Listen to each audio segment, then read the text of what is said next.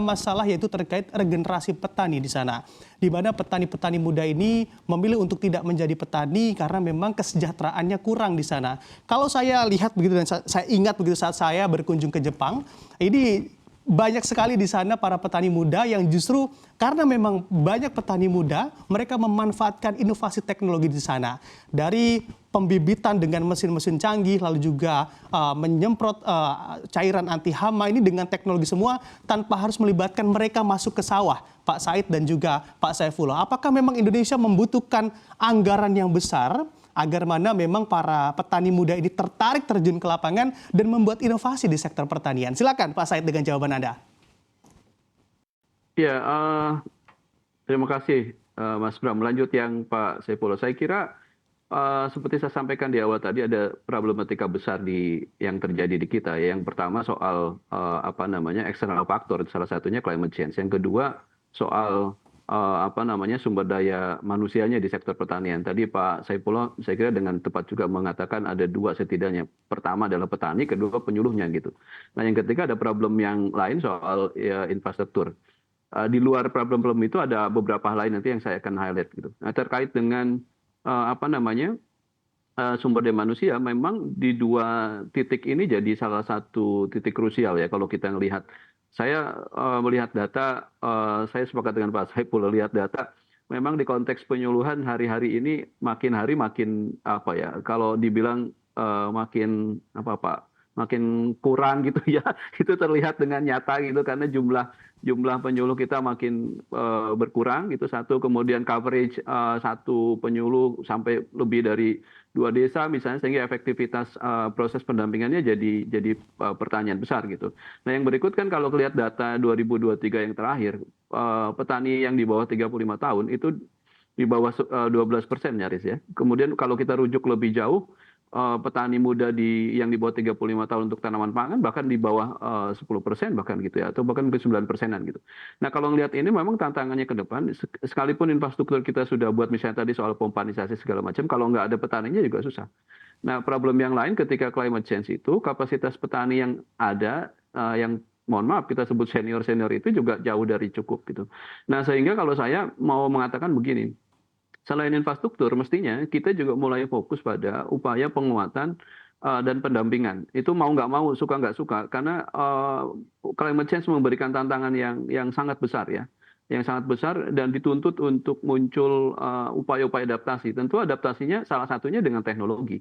Bisa jadi begitu kan, yang lebih adaptif dengan climate change. Sehingga praktek-praktek pertanian ramah iklim, smart agriculture dan seterusnya itu jadi satu tuntutan. Kalau tadi Mas Bram membandingkan dengan para petani muda di Jepang, saya kira itu satu titik yang harusnya kita mulai tuju ke sana dan inovasinya terus dikembangkan. Tapi problemnya adalah inovasi di sektor riset dan development di kita di sektor pertanian itu makin hari makin turun. Saya mau mengutip data misalnya yang ASTI 2020 ya ini. Indonesia itu jadi salah satu negara yang di ASEAN ya, yang riset and development-nya di sektor pertanian itu justru investasi publiknya ya, maksud saya anggaran dari pemerintah tiap tahun makin turun gitu ya. Kalau di tahun 2004 itu angkanya ya itu 0,48%, 2017 0,17%. Jadi rasio kita yang mungkin yang paling terendah ya di ASEAN gitu.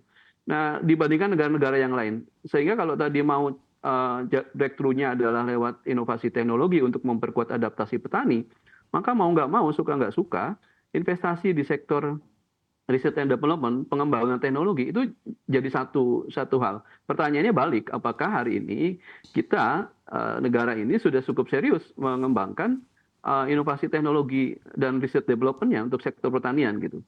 Kalau itu sudah ada, problemnya kemudian apakah pertanyaan lanjutannya adalah apakah sudah terdifusi ke tingkat petani nggak gitu. Kalau belum, berarti ada problem yang lain yang harus dibereskan soal difusi inovasinya. Balik tadi ke soal makin langkanya penyuluh, kan salah satu fungsinya kan mendorong proses difusi inovasi teknologi dan pengetahuan penyuluh itu di tingkat lapangan.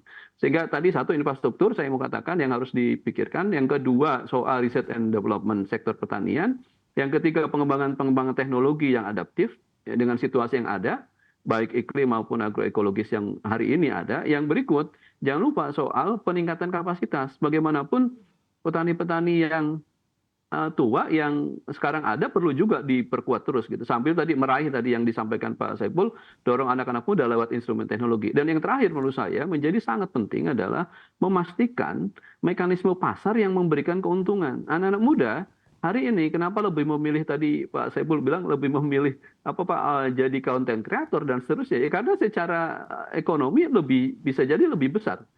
Saya menghitung minggu lalu keliling keuntungan di Bojonegoro misalnya satu petani saya hitung keuntungan per bulan itu hanya 600.000 kok. Musim yang lalu menghitungnya analisis usaha musim lalu karena kering dan mengalami kegagalan.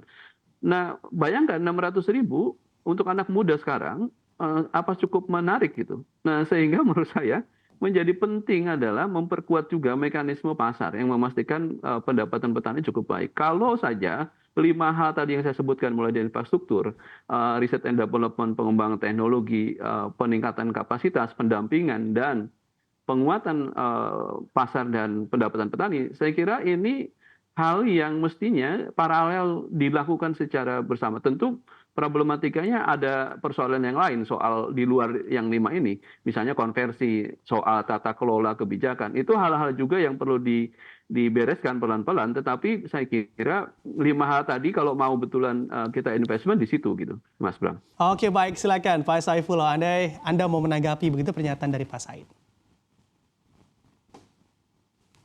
Ya kalau Pak Said itu saya jarang setuju sama beliau.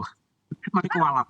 Nah, kalau Jepang itu memang menjadi benchmarking yang benar, Mas Bram. Jadi ada beberapa program memang kita yang melakukan semacam kayak kita mengirim petani-petani ke sana untuk belajar secara praktek langsung. Bagaimana bisa memang tidak bisa apple to apple Pak Said apa yang bisa dilakukan di sana langsung di copy paste di Indonesia belum tentu bisa semuanya. Tapi paling tidak effort kemudian support posisi pemerintah terhadap bagaimana bahwa petani, makanya itu tadi saya bilang Jepang itu bikin pesawat, bikin TV, bikin mobil begitu luar biasa, tapi mereka sadar nggak bisa bikin nasi, nggak bisa bikin beras karena beras itu harus ditanam. Makanya kalau secara politik di Jepang itu petani menjadi profesi yang dimuliakan nomor 1. Nah, di Indonesia nanti nggak enak kalau ngomong di sini, saya tahu sendiri Mas Bram. Jadi secara politik support pun itu akan mempengaruhi bagaimana postur anggaran. Pak Said, bukan hanya riset di sektor pertanian, tapi di seluruh sektor kita, masalah riset itu kita kalah dengan Malaysia. Sehingga memang betul riset menjadi salah satu core bagaimana sebuah sistem, sebuah support system, sebuah itu akan dibangun. Tapi kalau semuanya berdasarkan praktek percobaan bukan berbasis penelitian, maka hasilnya tidak akan tepat sasarannya, tidak akan terlalu seperti yang kita harapkan. Nah, maka dari itu yang pertama saya pendapat riset kita dorong. Yang kedua, memang kami sedang ini Pak Said, Mas Bram, sedang bicara diskusi dengan BPS.